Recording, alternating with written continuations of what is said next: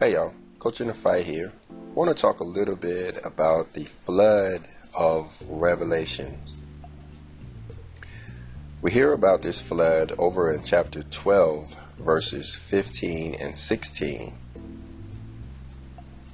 Now verses 13 and 14 talk about the woman who brought forth the man-child.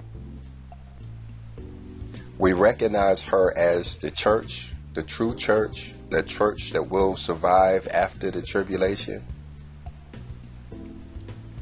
We see in verse 14 that she goes off into the wilderness where there's a place prepared for her for a time and half a time from the face of the serpent. But down here in verse 15, it says that the serpent cast out of his mouth water as a flood after the woman, that he might cause her to be carried away of the flood. So now we understand that we have to look for the symbolic meanings when we study the book of Revelation, or we will get caught up into materialism and confusion. In other words, if we only see the materialistic aspects of what's being talked about in Revelation, we will get confused. So what is the symbolic nature of this flood? What does flood mean spiritually? What is a spiritual flood? In this class, we're going to look through the King James Version of the Bible to understand what it is that this flood is. And then we're going to jump over to the Third Testament of the Bible to find out how it is that we are supposed to escape these flood waters. Noah had an ark. Do we have an ark? Now, over here in the book of Genesis is the first time that we start to hear about a flood of waters taking over the earth. Now, we understand that the story of Noah was a living parable. All of the stories of then actually happened. There were real life people. Those events did take place. But they were all to be used as living parables to understand that we will go through the same things that they went through, only in a spiritual nature. For an example, they had an exodus where they left the land of Egypt. However, the Egypt of today is a spiritual Egypt, and the exodus will also be done spiritually. Meaning you may not actually have to leave your house in order to exit Egypt. However, you may. Depends on your own personal circumstances. But like we mentioned before, as the earth was about to be flooded, taken over completely, exterminating just about all flesh that was upon the earth, the Father in his infinite wisdom provided Noah with an ark, a way for him and his family and all of humanity to float across those floodwaters and survive.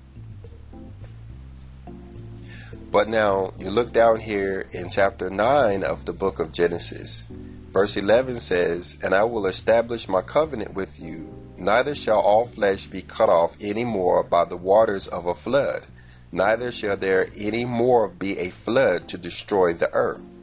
So when Revelation is talking about a flood, it must not be talking about water.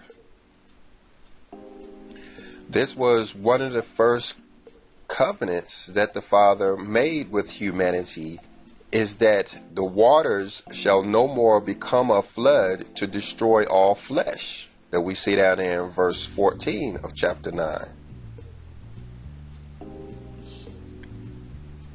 Now over here in the book of 2 Samuel, chapter 22 and 5, I believe is when we start to hear the first hints of what the futuristic flood will be like.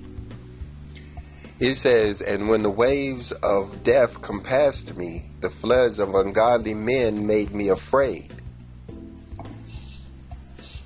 Waves of death, floods of ungodly men. The flood of the book of Revelation will not consist of water.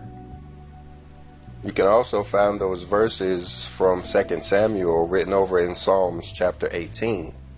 But down here in Psalms chapter 32, we see the word flood used in relationship with transgressions and iniquities of my sin, as you see there in verse 5. So these floods have something to do with transgressions and sin. Is this what the serpent will cast at the woman? Will the world become increasingly sinful and somehow target the church? Jumping back over here to the book of Revelation chapter 12, we see that after the serpent cast forth the waters after the woman, the earth opens her mouth and swallows up the flood which the dragon cast out of her mouth. But then look down here, verse 17. It says, and the dragon was wroth with the woman, and went to make war with the remnant of her seed, which keep the commandments of God, and have the testimony of Jesus Christ. So I think this is actually confirmation that the children of Israel, or those that keep the commandments of God, will be the targets of this spiritual flood. You look down here in chapter 69 of the book of Psalms, verse 14 and 15 is talking about flood waters, but is relating them to hate. You see in verse 14, he says, deliver me out of the mire, and let me not sink. Let me be delivered from them that hate me, and out of the deep waters. Let not the water flood overflow me, neither let the deep swallow me up, and let not the pit shut her mouth upon me. So these flood waters have something to do with hate, transgression, and sin. This reminds me of the Messiah's preachings, where he said that everyone will hate those who keep the commandments. He said that they will hate us for his name's sake. Now this hate has been going on even before his death and resurrection, and has continued up until this day. But I think that what's being talked about futuristically in the book of Revelation is an overwhelming tide of hate and sin and transgression. I think that that's why it's being referred to as a flood. Whereas before we saw rain showers of hate every once in a while, humanity is expecting a torrent of hate waters during the tribulation. Now over in the Song of Solomon, chapter 7 and verse 8, it's talking about love. It says, many waters cannot quench love, neither can the floods drown it. This would be the purpose of these flood waters of hate, to drown out love. And this, I believe, makes it clear while the children of Israel, or those that keep the commandments, will be the target of these floods. Because according to the Messiah, love for the Father and love for your brother are the most important commandments. So as the world turns toward hate, they're trying to extinguish love or quench love. But you see down here in the book of Isaiah, chapter 59, verse 19 says, so shall they fear the name of the Lord from the west, and his glory from the rising of the sun. When the enemy shall come in like a flood, the Spirit of the Lord shall lift up a standard against him. So there's no reason to fear this flood that is approaching. But it is important to understand that it is coming. So when we start to see these waters rising, and we are seeing them now, we can understand what's going on. Remember that one of the main purposes that the Father gave us His Word is so we would not be surprised by what happens. So we shouldn't be surprised as we see the world turn increasingly toward hate. The book of Daniel in chapter 9 also warned us of this flood. Verse 26 says, "And the end thereof shall be with a flood." This is the same flood that's being referred to over in the book of Revelation. Now, over in chapter 11 of the book of Daniel, where it's talking about Antiochus Epiphanes, who destroyed Jerusalem during the Maccabean period, there was also arms of a flood that overthrew the people. And so when you look at what actually happened there was wars. You saw a flood of sin, you saw a flood of transgression, and you saw a flood of hate. What you did not see was a flood of H2O. Now, I've been going down through the King James Version looking for the word flood, but I want to jump over to the Third Testament of the Bible and do the same thing. You can find a link to the Third Testament of the Bible in the description, both an audio and a PDF version that you can download to your computer. But looking for the word flood, we see it mentioned over here in chapter 53 of the Third Testament of the Bible, which is called "The Time of Judgment Has Arrived." Verse 10 says, "The flood, destruction of the cities by fire, invasions, plagues, sickness, scarcity, and still more ordeals were foretold to all the peoples of humanity, so that they would be prepared and not be surprised." This is talking about what we can expect during the tribulation period, that time they call Jacob's trouble, that period in which all who plan to inherit the earth must endure. I thought it was very unique that when it mentioned the word flood, it capitalized the word. And I believe it did so because we understand that this is a different type of flood. This is not a regular flood. But we've established that. So let's go on. Now, as we said in the beginning of this video, we're going to look for the solution to this flood in the Third Testament of the Bible.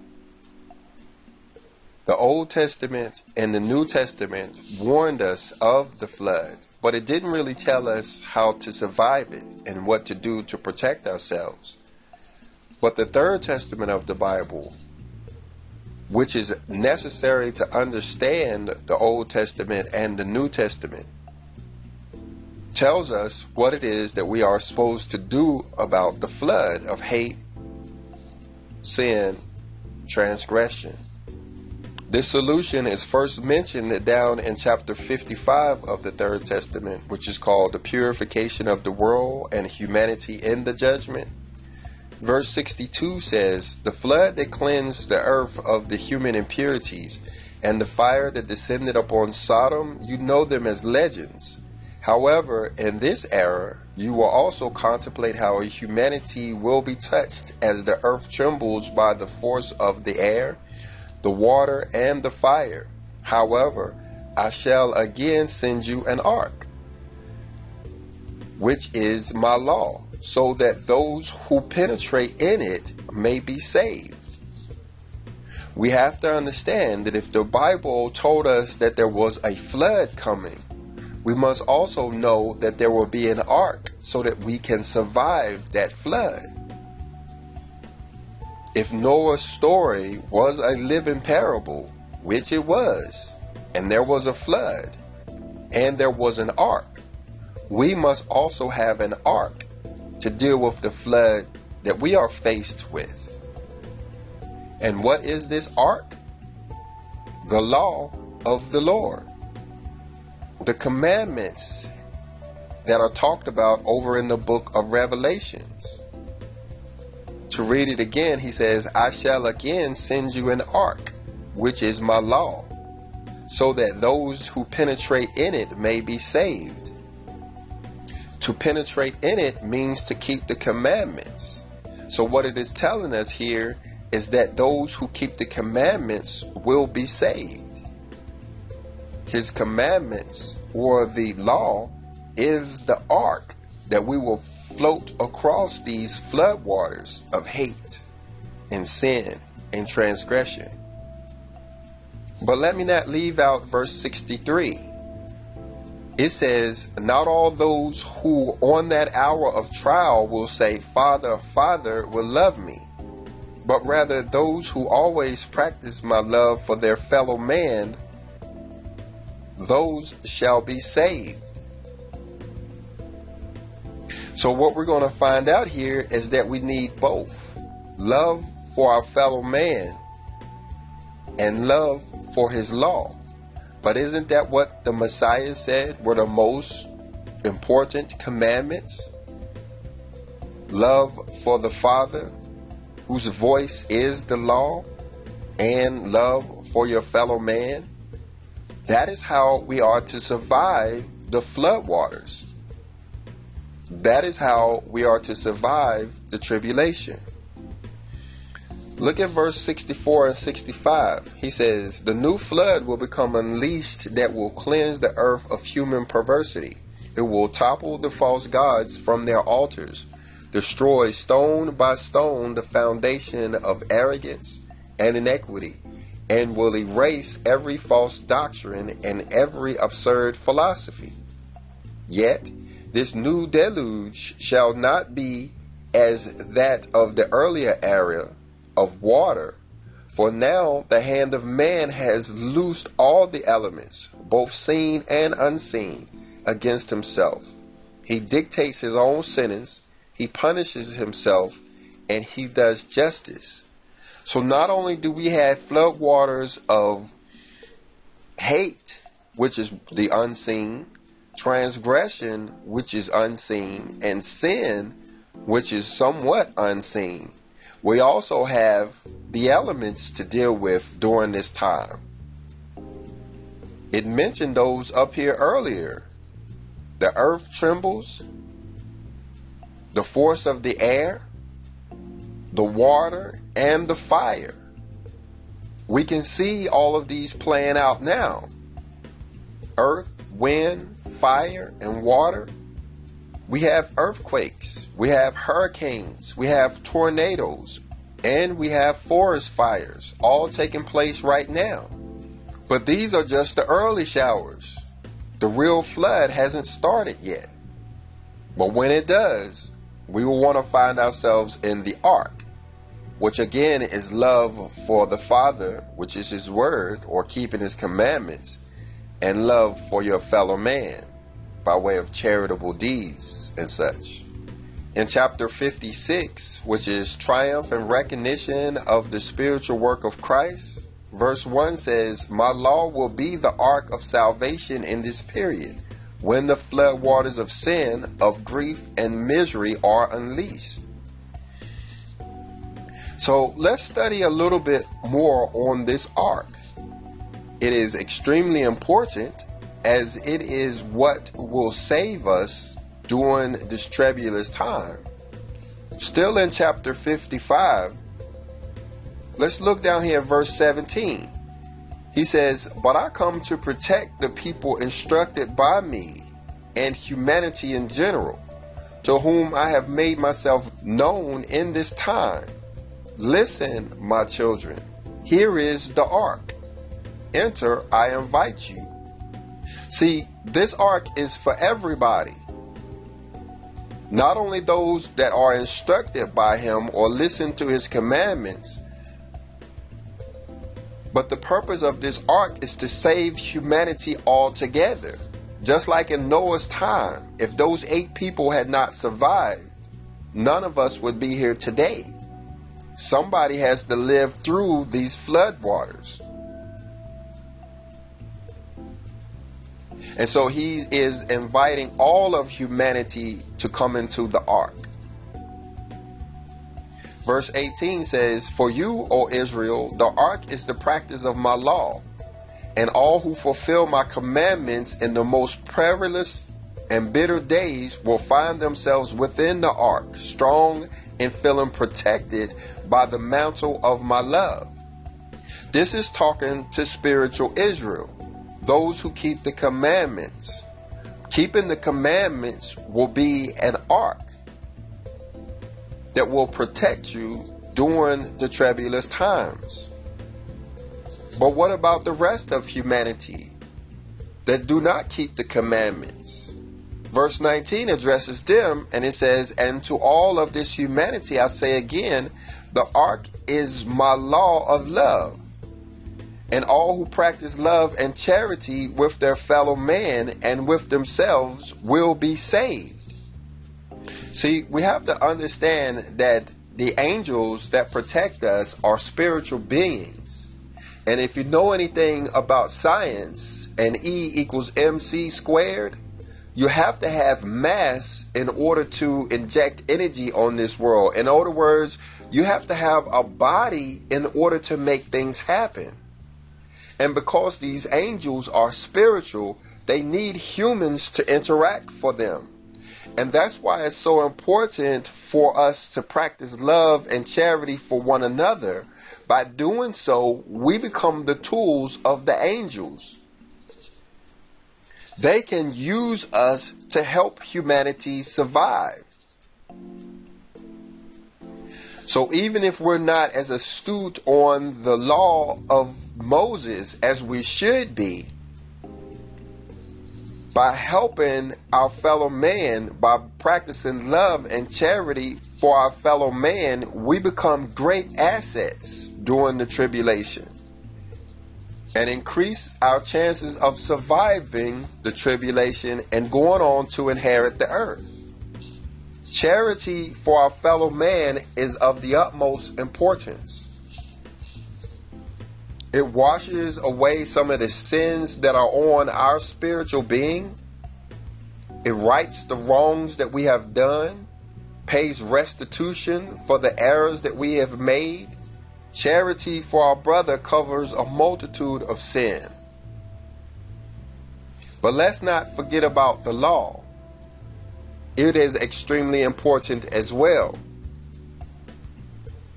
Now, some believe that the law is antiquated and it doesn't apply for our time, because unlike the days of old when you were destroyed for breaking the law, it seems like today people break the law all of the time and nothing happens to them. Well, if you look further down in chapter 55 of the Third Testament of the Bible, you start to understand what's going on there. Keeping the law was like being in a dress rehearsal. We were doing so in preparation for the times to come, in preparation for the great tribulation. You see right here in verse 21, he says, "Nevertheless, at the hour of justice, I have never presented myself to ask if you have yet repented, or if you have prepared yourself, or whether you remain still submerged in disobedience and evil." Meaning we have really not been held accountable for breaking his law. That's why people who break the Sabbath day are not destroyed. That's why I call it like a dress rehearsal. Because keeping the law has benefited us, but breaking the law seems to have not harmed us almost at all. But you look at verse 22, it says, "My justice has arrived at the appointed time, and he who has known to build his ark on time has been saved, while he who responded with ridicule and did nothing for his salvation when the hour of justice was announced had to perish." So for those who have built their ark ahead of time, or those who knew to become obedient to the law when the hour of justice is announced, they have the chance of surviving the tribulation. But notice right here, those who do neither, those who haven't kept the law at all and don't plan on keeping it at all, those people will have to perish. See, we're going into the kingdom of heaven area, the millennial age, where the Father will reign over humanity. And just like the flood of Noah wiped away all of the evil seed off of the planet, this new flood is going to do so as well. There will be no evil on the planet, no wickedness, no hate, and there will also be no sin. Those who survived the tribulation will build this everlasting ark, this ark of love for humanity, love for your fellow man, and love for his word. So start to practice love for your fellow man. Do charitable deeds. When an opportunity presents itself, take advantage of those opportunities to do good for each other. But also, jump over to the book of Exodus, chapter 20 through chapter 23, and read the covenant, read the law, and see the rules that we're being held accountable to, and see what it means to keep the commandments. But now, many have heard, as I have taught this message for the past 25 years. But as we enter the time of judgment, I can imagine there are many who are waking up and wondering what it is that they need to do right now to help themselves be saved through the tribulation. To put it as simply as I possibly can, breaking it down to the bare essence of what you should be doing at this time. Keep the Sabbath day. I would say that the Sabbath day is the number one rule in all of Scripture, because we understand that if you can't get the Sabbath day right, you will not be able to get the other rules right. Anyone who attempts to get Moses' other 613 laws correct without getting the Sabbath day correct will fail. But by keeping the Sabbath day, you will have help keeping the other rules. So keep the Sabbath day and the other holy convocations found in Leviticus 23. Holy days like Passover, unleavened bread, Pentecost, the Feast of Tabernacles. Keeping these feast days are the only way to prove that you are a child of Israel, that you are the child of the Most High. And not keeping these feast days is a surefire way to prove that you are not. And as far as charitable deeds, learn to pray for one another. Pray for people that are sick. Pray for people that are in prisons. Pray for people that are dying, and pray for people that have died. Pray for our world leaders. Pandemics and wars. We get credit for praying for each other. This counts as charitable deeds. We don't have to go out and look for somebody to help. We can pray for them from the comfort of our own home. So let's do these two things. Keep the holy days of Leviticus 23 and pray for each other, and let's get ready to go into this ark and flood across these floodwaters of the tribulation. Subscribe to our channel to get future videos that come out. Hit the like button if you got something out of the video. Hit the dislike button if you didn't, but leave a comment either way. Our Father bless you and keep you. May our Father make his face shine upon you and be gracious unto you. May our Father lift up his countenance upon you and give you peace.